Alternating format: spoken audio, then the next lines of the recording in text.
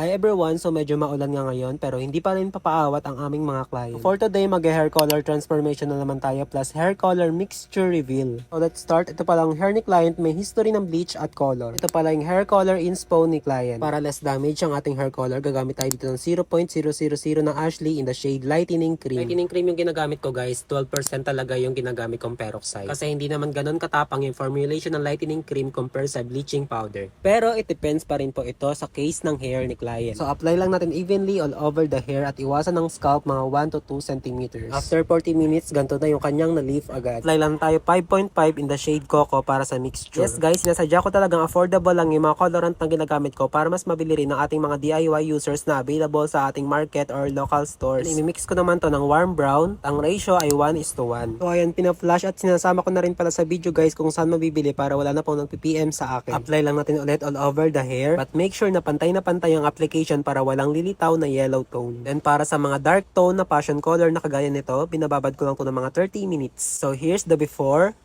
and then the after result. Ayan guys, natuwa nga dito si client dahil na-achieve daw ang kanyang hair color inspo.